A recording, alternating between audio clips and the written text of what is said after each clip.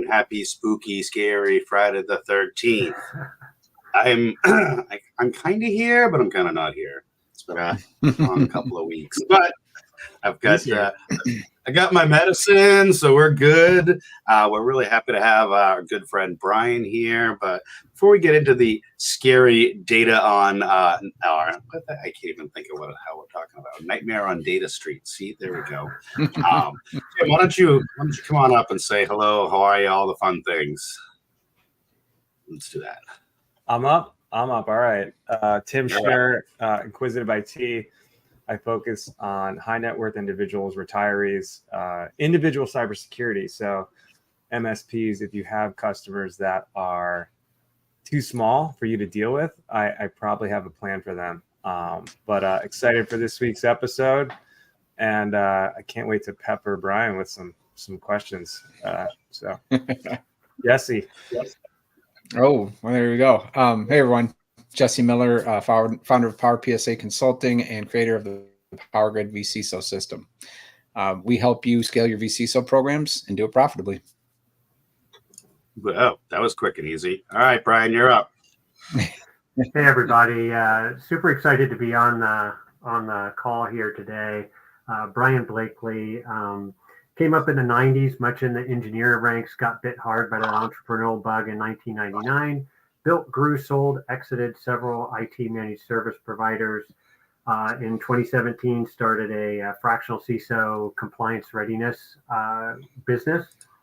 Sold that in 22. During that time, I was also, for about 4 years, full-time CISO for a fintech company that processed about $50 billion a year of online transactions. So we were getting hit all the time, but just built a bunch of security programs and privacy programs, mostly for private equity companies that are looking to de-risk their portfolio. They're in highly regulated environments, oftentimes, so compliance is a given, and oftentimes in the flow of contract reviews. And so that's what I'm excited to share with you today, is especially from an MSP perspective, there's gold nuggets in those contracts and agreements. And I'm going to do a show and tell here shortly and point out some of the stuff that your clients are agreeing to in their contracts with their customers. So that would be the scope. So excited to kind of go through some of that today. Thanks, Brian. And obviously, Tim Golden, founder and CEO of Compliance Scorecard, where we help you and your MSP have the risk conversation with your customers. I'm going to hopefully allow Mr. Schnur and Jesse and Brian to kind of lead this conversation, because I am still sick as a dog from this, just getting back from Can IT. But yeah, we're really excited. Feel free to jump in and ask your questions and all the fun things in the comments. And yeah, let's dive right in, my friends. Tim, how's the temperature to come down? Are you I saw the medicine. Yeah. Truth be told, I just woke up like 4 minutes before this. Yeah. So he does take little cat naps during the day. So. Yeah. Last I checked, it was like 100.5. So yeah. Wow. Yeah. And those things lie. They're always low. You ever notice that? It's always, that means you're like 101 point something. It's interesting because probably 9 times out of 10 I wind up with some kind of sinus infection. It is not COVID. I took a COVID test, so it's not COVID. But I traveled all of July, and I was fine. I go to Canada for a couple of days. I come home, I'm sick as a dog. And damn Canucks. Yeah. Too much fresh air. Yeah, maybe too much. And Brian, I put a comment out there. I had to ask on your medals. I mean, are those all marathons, or is it a little mix there? Yeah. So what they are, and all my millennial friends out there will appreciate they're participant trophies, right? Everybody gets one if you finish, right? And there's no record times there, but I've done 4 full marathons and a bunch more than I can count of half marathons. My running days are over, but my wife and I love to walk. And I'm on the 3rd month of rucking now, which I really enjoy adding that to the walk a couple times a week. Yeah, I've seen that from very nice. Lance Armstrong, Joe Rogan, like they walk around. What's like a Peter Attia, like he's the health guy. Weird looks. It looks like a bulletproof vest. Yeah, they're like, I'm gonna go walk around with some weight on my body. Yeah. It's good to build Someone up asked resistance and little strength training too. He's back there. He's dead to the world. Look at him. Upside down, playing dead, big question. Waving as you asked. Yeah. But So Brian, really excited to get into this today. So why don't you maybe just set the stage for our audience and talk about, you said there's gold nuggets, but dig into that a little bit. Tell us about what that means. Yeah. So what I mean by that, and first let's frame this because it can get confusing because we're not talking about the MSP's contract with their client. Get that out of our head. The scope of what I really want to talk about, where the nuggets are, is as an MSP, we have clients. Our clients sign contracts with their customers. Their customers, in turn, put data security and data privacy and compliance requirements on the MSP client. Now, do we all think it would be important to know what our clients are agreeing to in terms of data security, data privacy, and their contracts with their customers? Do you think that there'd be value in understanding that and aligning to that? yeah, It's somewhat rhetorical, but we miss it all the time. MSPs, when they do risk assessments, they'll tend to jump right to the technical controls, right? They've got their control list and they go, do you have MFA? Check. Does it have implemented? Yeah. Right. What's the impact? But they forget, and even the ones that are compliance compliance mindset, they automatically go compliance to a framework. Okay. And when we talk to, as an MSP, when you talk to your client about, oh, well, you've had this partially implemented and this not implemented, and it's not consistent with NIST CSF, and we wonder why our clients don't react to that.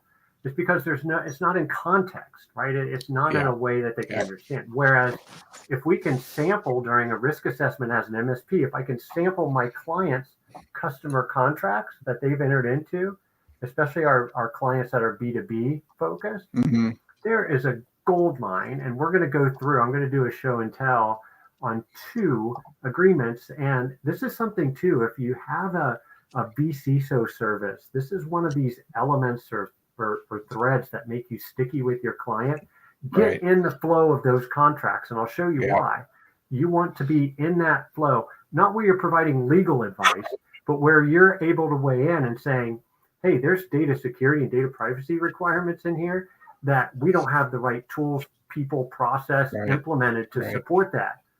What I love about this, what I'm so passionate about client contracts is our clients as an MSP, they have revenue tied to these customer contracts. So when I go in and I say, wow, we're not doing these 10 things in this contract that you signed, Mrs.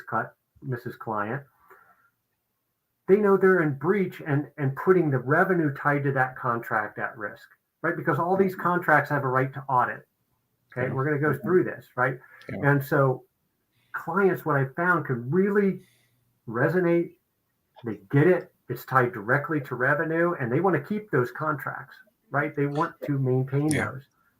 So I was going to say, let me break it down in simple terms, right? So we see this time and time again with our MSPs and our partners, right? They get a customer and they're like, "Ooh, CMMC, millions of dollars." And the first thing that I ask them is, have you even looked at that government contract between your customer and the government? Have you had an opportunity to look at that yet? 9 times out of 10, they don't even ask. They just make an assumption that, oh, well, the customer said they have to be CMMC. Well, really? Did you look to see if the defarce clauses were in there? And so we see this. I don't know if that's me humming or if that's somebody else. Probably me. Let me try. Anyways. Oh, it sounds like somebody's standing. Is that you two? 100%. I think it might be sawing. Sorry. So anyways, in the simplest of terms, if you're an MSP and you're working with Johnny's Lug Nut Factory, and Johnny's Lug Nut Factory is selling lug nuts to the federal government, there's a contract between Johnny Slugnut and the federal government. And there's revenue tied to that. There's data privacy, all the things that Brian was talking about. So ensuring that you're having that conversation with the customer. What I hear from my MSPs all the time is, well, that's just weird for me to ask. It feels funny for me to ask. Why should I ask that? So Brian, maybe you could talk a little bit about that portion of the conversation. Yeah. Or yeah. they do ask and the customer's like, you don't need to see that. Yeah. And so oftentimes what I'll do is I'll just do the ask. Hey, I want to make sure that the security products, services, solutions we have align and are consistent and support the agreements that you have with your customers. So that's what I'll ask the client. And I'll say, if you can share just a few of the most recent ones, the more material ones, and feel free to redact, or oftentimes there's addendums, exhibits that have all the data security and data privacy requirements. So oftentimes I'll disarm them by saying, hey, just let's get on the phone, let's do a screen share, scroll through it quickly, and I'll tell you what addendum or exhibit to send me, because that's where I need to focus and concentrate. That way they don't have to go through a big redaction effort, and we're just trying to lower the friction to get a hold of some of these agreements to understand what they've agreed to. They, believe it or not, clients blindly agree to these things without understanding what they mean. So Tim, am I sharing now? Yeah. You can. Here we go. Okay. So I'm going to share with you and point out, because I think there's nothing better than a show and tell, right? We can hear and talk about it, but what I've got a sampling of two agreements. This one happens to be one I looked at a couple of months ago from a larger type of customer, not gigantic. They have about 600 million in revenue. You'd think that there'd be a lot of maturity there. But when I said, hey, are you guys aware of what's in these contracts and what we've agreed to, what we're obligated to provide from data breach notification requirements and a whole bunch of other stuff? It's like, well, no, we kind of just signed what was in front of them, especially when they get these amendments to a previous MSA. Your clients get these. They'll just blindly sign them without understanding a lot of the different clauses. So what I'm going to do is I'm going to step through this. And so what this one is, this sets the stage. Believe me, we're not even to the good parts yet. Okay, I'm going to warm up. This is a little contract foreplay, if you will, to kind of get into some of the meatier stuff. So it's not uncommon in all these agreements to have where they define terms, right? This one's confidential information. And look how broad this one is. All non-public personal information and other information relating to Acme or Acme affiliates, which is shared in any form with the vendor. And keep in mind the scope of our conversation today. The vendor here is the MSP client. Okay? This is our MSP client is the vendor in this case, right? Because we're dealing with a contract from their customer. Okay? So we go through and it has this really broad definition of information. Also says that, hey, there's always this attachment that everything wants to refer to where there's data security and data privacy and compliance requirements. Okay. In here, we've got, all of a sudden, we've got disposal conversations. We also have where it's pointing out, where not only do we dispose of it, but we can only keep it and use it for the term that we have, that we're providing services to this client, and when we have an ongoing need to provide the services in this. Okay. So let me get to the better stuff. Now, if you can get the whole agreement, there's not only going to be data security and data privacy compliance requirements, but like this one, this stuck out to me because the MSP's client is telling their customer they're going to have people 7 days a week, 365 days a year, by phone and email. That means as an MSP, I have to make sure that they're available. And if things are down, I'm 24/7 react to that. So again, these are the little nuggets along the way that your clients have agreed to. As an MSP, your clients have agreed to provide this to their customer. Right, 15-minute response times is what they have. And again, I'm not even to the good stuff yet. Yeah, I think it's got to be really it rare. occurs to me real quick, Brian, while you're Yeah, go ahead. I'll go, Jesse. I mean, it's got to be really rare that most MSPs ask for this and have some kind of matrix, like shared responsibility, in terms of this client's got a 4-year retention period. This client's got a 6-year retention period. This client has this is in scope, that's not in scope, or even like data classification and data governance, right? So, I mean, you're going really deep here.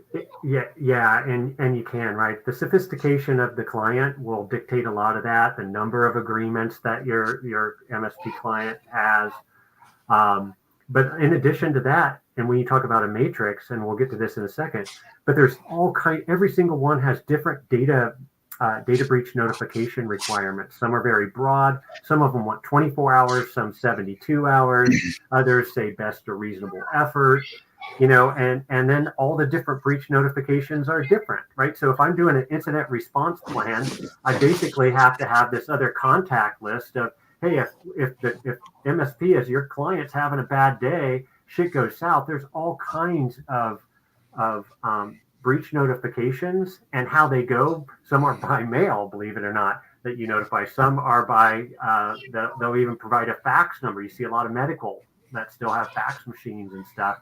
Or the common one is send an email. The other thing, since we're talking about incident, and when I get to that, the breach notifications are always far too broad. That's why I said early on, if you're providing fractional or vCISO services, get in this contract flow, because you will want to push back, right? What we're looking at is agreements where the client's already agreed to it, right? So there's no there's no going back. But there's areas where you'll want to push back. 24 hours is one of them. There's also contracts where it shares that, hey, any incident, we have to notify the client within 24 hours. So that means if Jane Doe clicks on a phishing email, we have to notify them. No, we need to define, hey, when there is a confirmed breach of data involved with this specific contract, right, then we will notify in 72 hours. Right? I did a LinkedIn post a couple of weeks ago where I said, always push back on 24 hours, right? And I forget who I got. I love LinkedIn for this, right? Just the diversity of some of the comments. But the comment was, oh my gosh, if you can't, why would you push back at 24 hours? If you can't respond within 24 hours, then you shouldn't call yourself an MSP and all this other stuff. It's like, whoa, you don't understand. I didn't explain it well. I'll fall on the sword. I didn't explain it well. That 24, think about, and I don't know, I'm battle tested, right? So I've been in this, and when bad things happen, it takes a little while to just figure out what's going on. Is it a confirmed breach? What was taken? All of that kind of stuff. And I'm going to want to make sure I have everything and all the information, and that takes time, especially if you need to rely on multiple parties. 24-hour response to an incident is crazy, right? I would never agree to that. Brian, I like what you said about we were talking about as a vCISO, and I think it's one of the hot topics right now for MSPs is getting vCISO services spun up. But for a lot of clients, it's like, well, how do I go back to my current clients and talk about this? And exactly, I love the points you're making, because you can go and say, well, you've signed this already, but here's what what we do for you with the vCISO service. We'd push back here, here, and here. And also, the other problem that I see MSPs make, or a mistake they make, is they see all these terms and they immediately jump to the mitigate for the risk. Like, oh, this is great. You had this data requirement. We're going to have to sell you Varonis and somebody to manage it, and it's going to be $200K a year. And the customer's like, well, I can't afford that, so I don't know if you're not the right partner for me. Where we should start is the avoid, transfer. Can we avoid, transfer, or accept? And then if we can't do any of those things and stay within our risk tolerance, then we mitigate, right? And these are inputs into the risk assessment, and you nailed it, Jesse. These are things that if you're not considering the promises your clients have made to their customers, you're missing, I think, material risks. And with risk as an MSP, sometimes that does translate into opportunity, right? Tools and things, but you're having a different conversation with your client. That is a much different conversation that the business can react to, versus talking about a bazillion critical vulnerabilities and jumping up and down saying fix it. Right. So Yeah. so I'll get back to here, but we're going to hit some of these. One of the things I want to call out here, it's the number one thing I'm seeing in contracts in the last, I'd say, 18 months to 2 years, is anybody heard of AI, right? So what your MSPs, just know this, what your clients think that they have amassed 30 years of data that they can do anything they want with. Okay. These contracts, and I'll point them out in specific areas. As an MSP, your clients don't own that data, right? It's a work product that's part of these contracts. Okay. You'll see it's very clear in these contracts that that as an MSP, your client is the one that is obligated to provide. If you're going to use the data, in other words, your MSP as your client is not the data owner. Okay, you can't do whatever you want. And if you want to do something with the data, and I'll point these out, it's very clear. You have to get the permission of the data owner, which is not you. Okay. So what's happening a lot is they're saying, oh, we've got 30 years of data. Let's ML and AI it and put it up there. But they're doing it without permission. Okay. They don't own the data. They're supposed to get permission. And even when they have permission, it has to be de-identified and or aggregated information. Yeah. Right? Microsoft Copilot, we're just going to turn this on. No big deal, right? Yeah, and it's great, but you're using the data for a purpose other than what the contract allows you to do that. Yep. And you shouldn't even really have it because data lifecycle management and data retention, remember the earlier provision in this contract that said you only use the data for as long as you need it to service this agreement. Otherwise, it needs to be destroyed. Or if there's a legal requirement to keep it or whatever your normal retention schedule is. So this is it. I mean, you can only, this right here saying you can only process information. And let me go back up here. Here's processing, which means virtually everything under the sun that you can do to data, right? If you're doing that, you can only do it to carry out your obligations of this agreement. That's where we get into, you can't just AI 30 years worth of your data without getting permission. This is another area where you push back politely and say, hey, we want the right to use it for internal operations, Power BI, business intelligence, data analytics, that kind of thing to improve service or something along those lines. But there's areas where we need to start pushing back there. And again, this is saying, hey, the MSP's client's customer has exclusive authority to determine what you can do with processing of the information. Now we get into, need to know. So Brian, I know when I had my MSP, or I was at the MSP, let me make sure I'm saying that appropriately. One of the things that we always had to deal with was RUDA, right? Restricted use data agreements, right? We would always have to get, I remember one instance where it was so well defined with the customer that it actually talked about, we would bring you the CD of the data on Monday morning at 9 o'clock. You could only access that CD of data on a computer that was not internet connected. Blah, blah. I mean, it was very, very stringent on, hey, we're going to give you a disk of all the data, but you can only touch that data between 10 and 10:01 on one day. It was really, really stringent. And, if I hadn't asked that question, if I hadn't talked with the project director about what are you doing? What's this RUDA? What's this restricted use data agreement?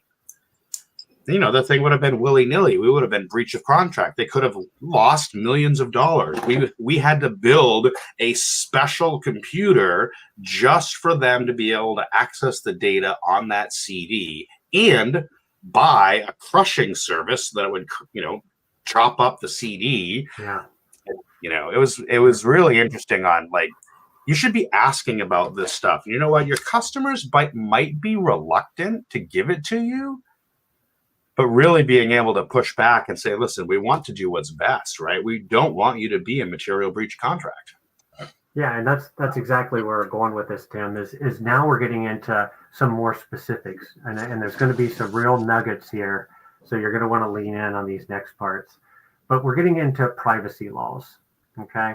So it's not enough that MSPs and MSSPs have to worry about security and compliance to frameworks or ISOs or SOC 2s or whatever. Now let's commingle in there privacy law, okay? And MSPs out there know, hey, if it plugs in a wall or anything, it's in their domain, right? It's in their sphere, right? That's what clients think. But privacy laws are extremely complex, especially in the U.S. In the U.S., we're blessed with each state having their own varying degree of privacy law. In the United States, we're also blessed with sectoral law, FTC and HIPAA and those kinds of things. But in here, in these client contracts, they're specifically calling out saying, hey, got to be consistent and with privacy laws. And this one isn't even anything to do with GDPR. This is all US based. I'll get to one in a second that's has some GDPR. But again, this is where we can only use the data. If we do have permission to use the data for a purpose other than what's in the contract, it has to be aggregated or de-identified. But here's the good part. Tim, Golden, what's this say?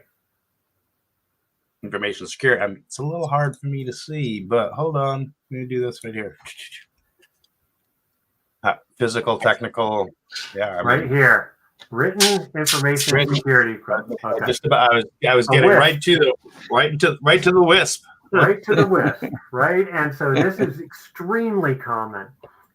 MSPs, wake up! Your clients are signing contracts. They already have contracts. I can guarantee that they've entered into that said that they're going to implement this comprehensive written information security program. That guess what? Not only covers security, but complies with applicable privacy laws. How many MSPs out here have done a written information security program consistent with privacy, comprehensive, right? That also complies with applicable privacy laws, right? And this, let me ask, would this be a golden opportunity if you sampled, right, some of your client contracts? They were resistant at some point of, we don't need a security program. Let's just put a couple policies together, check a box for the cyber risk insurance, and we're done.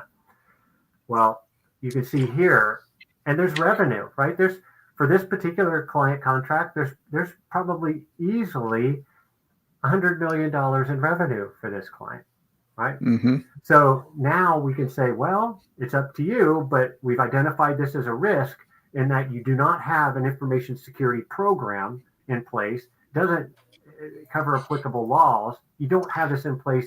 Do you want to take that risk? Do you want to accept that risk? And by the way, or we can do this. And by the way, if you don't bring that in, at least say, what do you want to do about it? You might own some of that risk because they said, well, we thought our MSP was taking care of that kind of stuff, right? Yeah. So that's you'll get another piece to keep yourself safe, at least. Yeah. Yeah, the MSP gets the security questionnaire, right? But I think at the end of the day, there's things in here that the clients have agreed to with their customers. I mean, safeguards are going to meet or exceed ISO, SOC 2. I love when they put in, what is this? We might as well put SAS 70 from 100 years ago. But I think that, the point is that there's got to be, and it also calls out the need that I'll get to in a second of a technology security policy. Okay. And they're going to provide it to their customer. So MSPs, your clients, say that they're going to provide this. Okay. It says that it's got to be enforced, right? So it can't just be words on a page or in a platform. There has to be controls actually implemented. You have to be able to prove that the controls that support the program work, right? That requires evidence and artifacts to support the controls are operational and effective. So it can't just be words on a page is what this is saying. And you're going to review it at least once a year when there's a big change. If there's any changes in the program throughout the course of this agreement, it's saying, hey, you can always make the controls stronger, but if you're going to take a control or part of the program and make it weaker, they want to know about it, right? So are there mechanisms in place to do that? Governance. Mm-hmm. Here's where we go. Okay, vendor shall immediately, within 24 hours, inform Acme in writing whenever you reasonably believe that there's been a breach. This is a company that's been in business 30 years. This is a company that does $600 million a year in revenue. Okay. And this company has agreed to this. And that's where I say, hey, I'd love to be in the flow of these contracts, because this is one area in particular. I would narrow this down. This is way too broad. It's crazy, right? Confirmed data breach involving data within the scope of this agreement within 72 hours. And here's how we're going to notify you, right? And instead, it just goes on and on and on about, breach and all the stuff that, as an MSP, these are kind of stuff that your client's agreeing to. Going back to, you said breach, and you said, like, if someone clicks on a link, right, that would still be an incident. That wouldn't be, Right, but my point here is I've seen this where it doesn't use the word breach, it uses the word incident. So it'll say security incident, not in this specific contract. It'll be like, are you kidding me? Everything. Some organizations have thousands of seconds of incidents, right? Or things that alerts. Did they define breach in this contract? According to Jimmy, yeah. 50 million a day or something. Yeah. So as we go through this, and they're dictating that we're going to send them an email within 24 hours after we, that there's a disaster event. So this is return or disposal again of the data.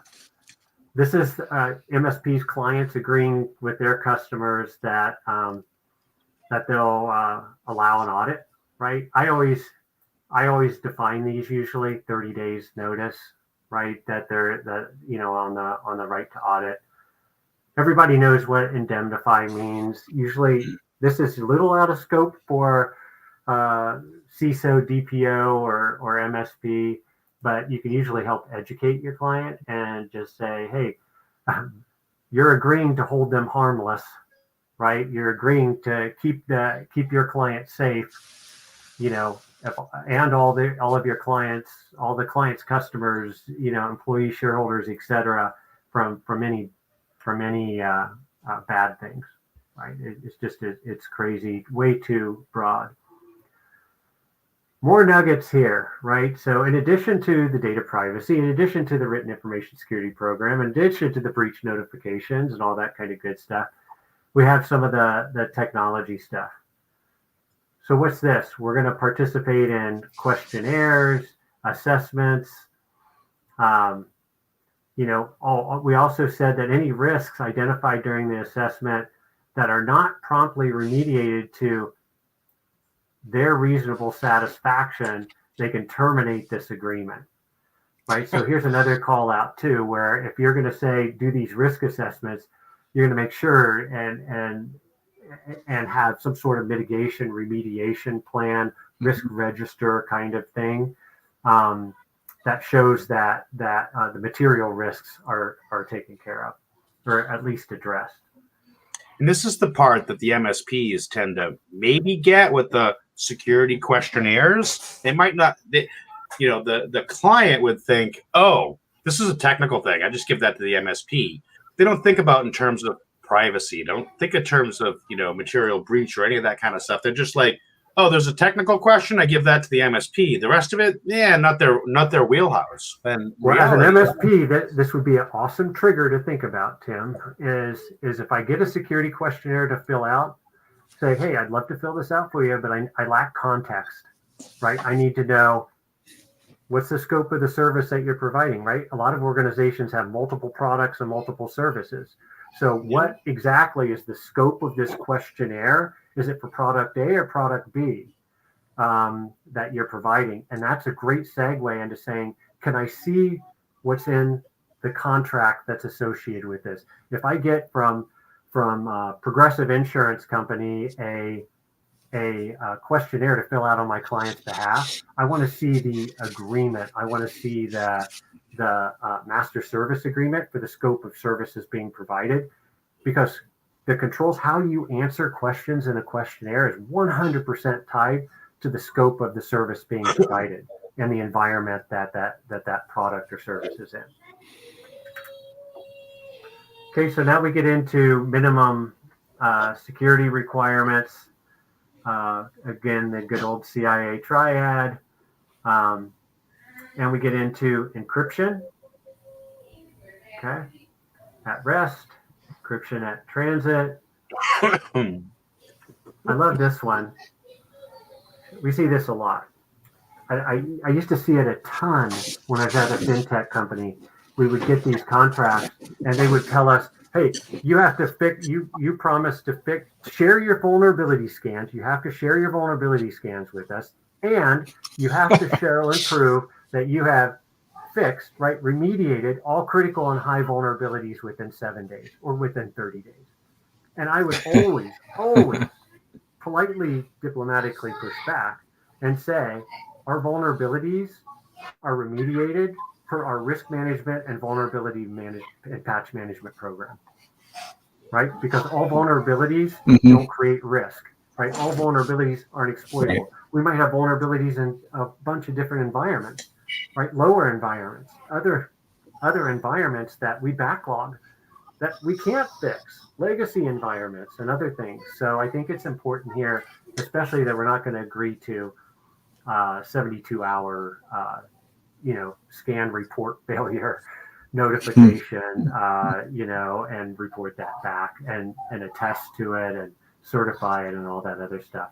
This is saying that we're going to fix all the vulnerabilities within 90 days, all the high risk ones. It's like, it's just not practical in the real world. I mean, those are areas where you push back. MSPs, to your point, resonate with this stuff for sure, right? Up-to-date firewall technology, IDS, all this other stuff. But I mean, this is where you get into your firewall, the configuration reviews, the log monitoring. This justifies all of that. And the MSP's client can understand and resonate with this because they have context. It's in this client agreement that's tied to revenue. Yeah.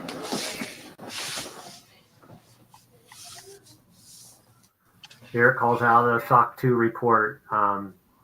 This is saying if there's an application, if for example, if the client uses Salesforce or has a AWS or something, if they're providing it, if the service is being provided out of Joe's basement and Joe's basement doesn't have a SOC 2, they could be, that could be a risk.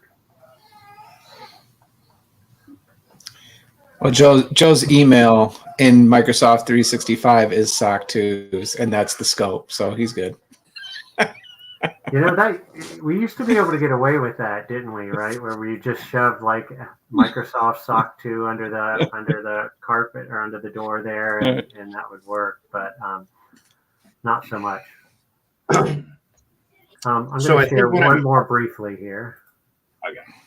What I was going to say is I think what I'm hearing is that as an MSP, working with our customer, the earlier we can get involved in that conversation with new work or renewal of existing work, the better, right? Because, when we onboard a customer, right, we're looking at just that customer's risk. We're not looking third, fourth, fifth, up and down the chain, right? We're not asking those questions. So I think a little bit of what I'm hearing here is during our onboarding process of a new customer, or even in our discovery process of a new customer, asking that third or fourth party risk. Now, existing customers, as part of our quarterly, annually business review, risk review, however it is that we're communicating with that customer, ensuring that we're involved in those conversations along the way, so we know what we're agreeing to, what you're agreeing to, and making sure that we're doing our due diligence around that. That's a little bit of what I'm hearing is, you better ask the question. You better dig deep and figure out, do these things and where do these things apply? Yeah, Tim, to follow up on that, Jesse always talks about ICP, right? So if you've got a huge diversity of clients, some regulated, some unregulated, some in different regulated industries, this is going to be very, very difficult, right? In terms of different IT, different, legal and risk ramifications for each client. You really got, even to ask the right questions, I bet, Jesse, right? Like to know your exact ICP. So it just really hammers it home. And Brian, these are like amazing questions I wrote on, it came from Compliance Scorecard, but talking about as an icebreaker, these are incredible questions in a risk assessment to ask right off the bat, right? Like you're going to get a deeper understanding of the client that will allow you to, what are you trying to sell them? What services are appropriate? Like, how do you price the risk? As Tim always says, like, you're not getting paid the right amount of money. You're taking too much risk. So how do you price that risk? And, as an MSP or an MSSP for that matter. So. Yeah, this is a different kind of conversation for the MSP to have. And I think they're important ones.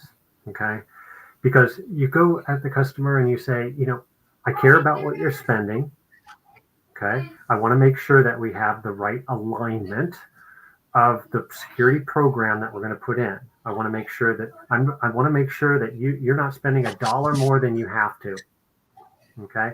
And that I only get there by making sure I'm aligning with mitigating the risk per your risk tolerance. So I need to know, what are your risk thresholds and the policies, the program, but this is part of the discovery process. This is part of what you need to know about your client. Because if I put together a program and it doesn't support this agreement or doesn't align my client's customer agreements, that puts that revenue at risk, right? We always talk about talking to clients and understanding their critical business functions and processes that drive revenue, right? Follow the bouncing ball of the data.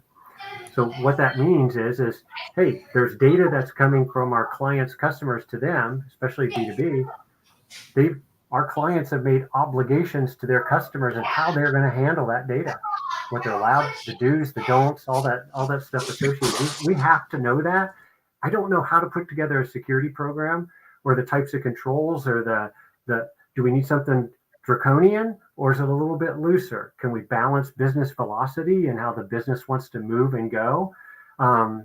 Because the risk thresholds are, they're different than other company, but oftentimes you can balance that by using, this is objective data that you go to your client with and say, are you aware that you made, and you can take these and distill them into here's the 20 promises that you made that on how you're going to deal and handle with the client data that you get on here. And it touches data lifecycle management, data classification and handling, having a written information security program, vulnerability and patch management, hardening. It hits all of those things that a lot of MSPs try to sell, but falls flat oftentimes.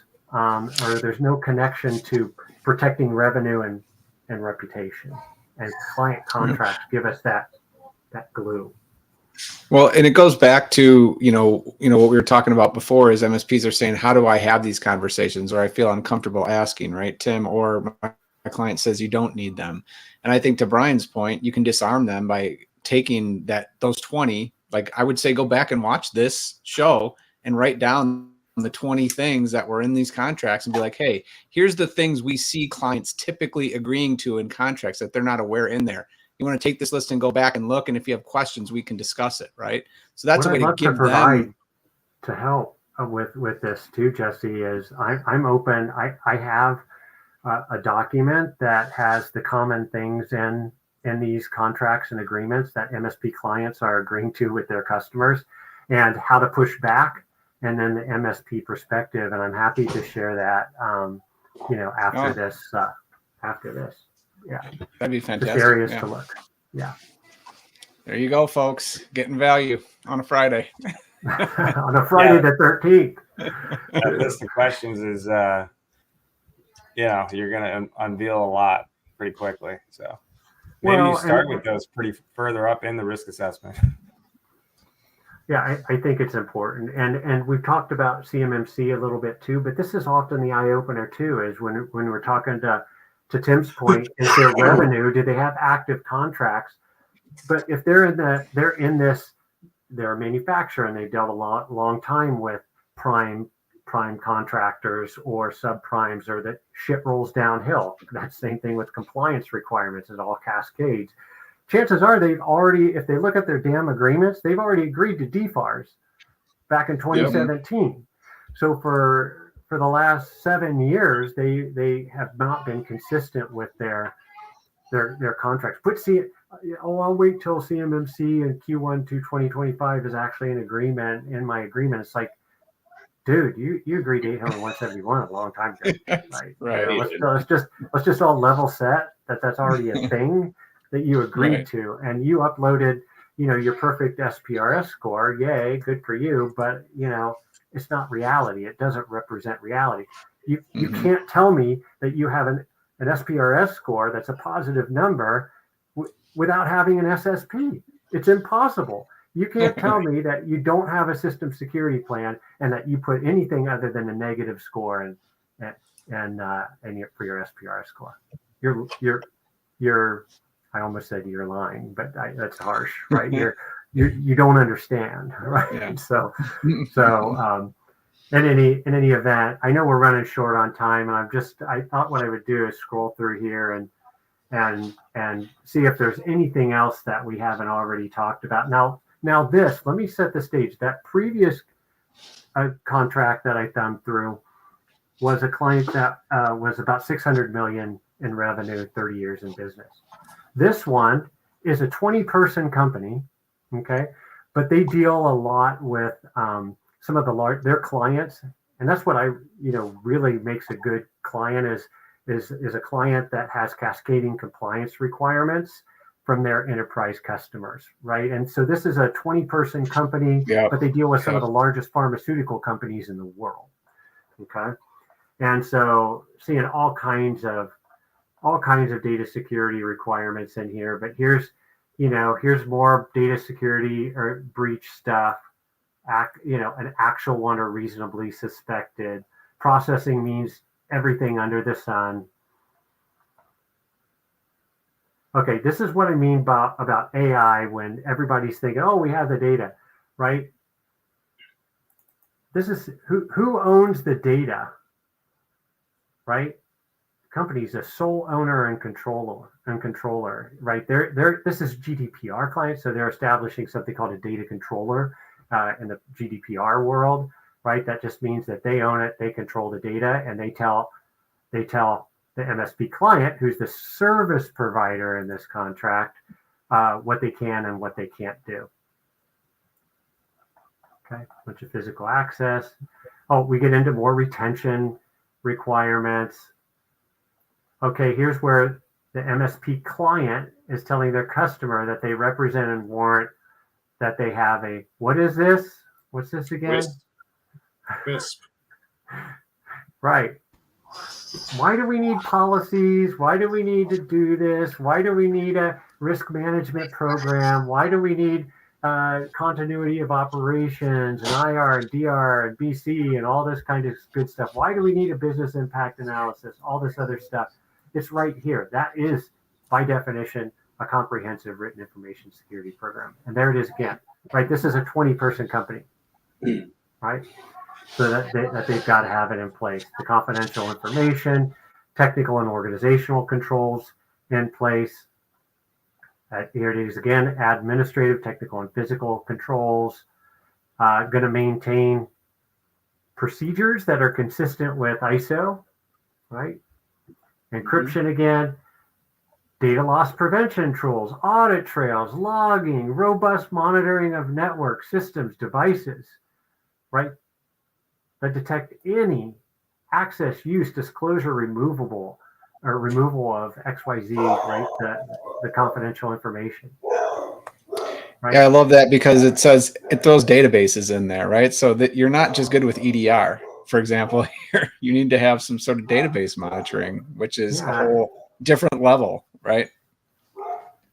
Yeah, and it's stuff that they just don't, you know, your MSP's clients don't realize that they've obligated themselves to this, right? So it's one thing to say, hey, from this point forward, I want to be in the flow because these are areas where I'm going to push back, right? Where we don't have to do this. The ones that are already signed, what do you want to do? Because we don't have a written information security program in place. Right now, this revenue is at risk. For X amount of $1,000, we'll do a WISP for you and we'll get the controls in place. We'll have a CISO that oversees the program and leads the program. We'll have the technical teams put in the stuff that are consistent to make sure the program is real and representative, right? That's going to cost you X thousands of dollars, or do you want to roll the dice? Because remember, all of these contracts, this one in particular too, is a right to audit, right? Your lucky number could come up or an annual audit, or they can even come on site in a lot of these audits and they'll say, oh, guess what? Our client's customer is going on site there. Guess what they're going to want the MSP to do? Hey, we've got Apple's people coming in next week. They want to review our program and they're talking to the MSP. Can you come by? Can you show up and we'll talk about it? And it's like, wait a second. What program are you talking about? We provide, CrowdStrike, and we sometimes look at alerts but you didn't want to pay for a SOC and you didn't want to do this or that. What do you want me to talk about? So here's you're being proactive and you're saying, hey, your clients have a right to audit you, MSP client. Your customers can audit you. And when they do, they're going to want to see evidence and artifacts, right, that support these things that are in place. If you don't have them, it already says that they can terminate your agreement. So I'm fine if you don't want to spend $50,000 on getting a security program in place and getting it up and running. I'm fine with that. If you are, just know that the revenue tied to this particular agreement is at risk, right? So if it's $1 million, you can't justify $50,000 to spend on the program when you've got $1 million of revenue here at risk and your reputation. So as we come down here in the final minutes, we always like to have a key takeaway from each of us here. Brian, you threw a lot at us, right? And I think having that conversation with your customers is going to be a challenge. But it goes back to what we always say here: be the professional that you want to be, right? Be that person. Be more than the guy in the basement with the keyboard, right? Have these business risk conversations, right? Just like your customer would have them with their lawyer or their doctor, right? We are these technical professionals. And so when they push back on us and say, oh, you don't need to worry about that. Well, actually we do, because, we're part of that responsibility chain, right? And so, as an MSP, start to open up that conversation with your customers and be able to help them understand, like, you're agreeing to things like, I don't know, DFARS from 2017, but you'll wait for it to actually be a thing before it actually is. Like, have that conversation, right? And so let's spend the last probably 3 to 5 minutes here a piece talking about a key takeaway. Mr. Schnurr, I'll pull you up first. Yeah, so a couple comments just to follow up from during the show here. Great icebreakers, great risk assessment questions that you should always be asking, even if they're not regulated, right? I mean, they still have contracts. The contracts have language that you certainly need to be aware of because it's probably going to be reflected in the way you deliver your IT to the customer. So, Mr. Jesse. Yeah, I'm actually going to have like 1.5 or maybe 2 takeaways. So the first point I'd like to make is that it was great having Brian on. This is an excellent masterclass on how to have conversations with your customers about vCISO services and why they're important, and getting involved in like business risk conversations, because I enjoyed it because I didn't have to say much. Every time I'm going to make a point, Brian's got it, right? So that's great. That's my first takeaway. My second is this is something that you can do as an MSP as you build out your vCISO and you really start to move into just more than lip service as a business advisor to your clients, right? You are talking dollars and cents and helping them mitigate and understand risk from a cyber and compliance perspective. So, take that resource that Brian's going to provide, start getting comfortable with those questions, and that's an easy way to open up the conversation with your clients. So do that, and I think you'll get some real fruitful endeavors there. Awesome. Mr. Brian. Yeah, well, I really appreciate everybody's time and engagement in particular. I think if it's one thing that I want to leave with, it's as an MSP, when you're working with your clients, whether they're brand new or existing clients, you'll get their attention with saying, hey, we're looking at a review of the services we're providing. And I want to make sure that you're not spending any more than you have to. I want to make sure that your spend on not only IT, but security tools and services that we're providing, I want to make sure that they're aligned and supporting you. I care about you. I care about your revenue. I care about your reputation. And then part of that, I need to make sure that what we're providing aligns and supports the obligations and the promises that you have made to your customers, right? I want to go ahead and sample. Can we do a screen share? And maybe you can pull up a few of the last master service agreements, and you can just scroll through them quickly. And there's going to be areas where if you could send me, they're commonly an exhibit or an addendum, and that gets that conversation started. It's I'm not looking to sell you more. I'm looking to sell you the right things. I'm looking to align your spend to solving business problems, not complying to a framework, not some, NIST or ISO or blah, blah, blah, one of those frameworks or standards. It's, hey, you've made promises and I want to make sure that you can keep those. I want to make sure that your spend is aligned to supporting and solving business problems and addressing material business issues and the risk that goes with them. And I think from there, you can usually have a good dialogue about what's in those contracts. And I'll go ahead and share common things in contracts, and then gentle nudge pushbacks, and then also getting in the flow. Because one last thing I'll just say to be careful of when you're going through, if you get into the flow of your client's contracts, always make sure that to say, hey, what I'm sharing doesn't constitute legal advice, and always be diplomatic in the comments, because oftentimes those things will be shared and they'll forget to take out comments. So I'm always very diplomatic when I'm going through and tracking changes. And in saying, hell no, we would never agree to this, right? You'd say something like, typically in this area, we opt to go with this language, which 72 hours confirmed data breach for data that's in the scope of this agreement, right? So there's diplomatic ways that you want to push back, because the last thing, your client will hate you if you add a ton of friction when they are dealing with their customers, right? So you really want to be extremely diplomatic, politically correct in all of your comments, because those will be shared. I've learned that the hard way. And so make sure that again, that you're doing it with the right mindset. It's not to sell them more, it's to better align the services and solutions that you're providing that client to protect their revenue. Awesome. And Brian, I love the fact that you use the word align. We say that here. Now, one of the A's or something, Tim? Is one of our A's, right?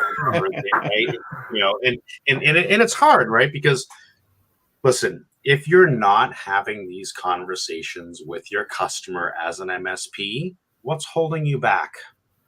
Are you too afraid? You're going to get it wrong? That's okay, right? As Brian said, this does not constitute legal advice, but you are trying to better position your customer, have better business outcomes, like Jesse always says, right? You're not the lawyer, but you are the IT professional. So act like it, right? Walk into that customer and act like it, right? You're not some grubby guy in the basement punching keyboards in a hoodie. Act like the business professional that you are, right? And help us sort of shift that industry left and getting prepared and being proactive in the work that you're doing as an IT professional. And ask, hey, you know what? We want to look at your contracts. We want to understand the business outcomes that you're agreeing to your customer base. And we want to help you protect that risk and that revenue. So it's 3:00. Tim, what's up next week? So next week, I don't think we have anything, but we have, am I sharing my screen here? Kind of. You Right now. Awesome. What the heck is governance, right? I mean, this is a very nebulous term. So some very good VCSOs, Rich Connor and Matthew Webster are going to join. So that's not till October 4th, but we're looking to plan something in the meantime, either next week or the week after. So Good stuff. subscribe. All right. Well, this do the likes and the subscribes and send NyQuil, please. Have a good week, everybody. All right. Thanks, guys. Everyone. Subscribe.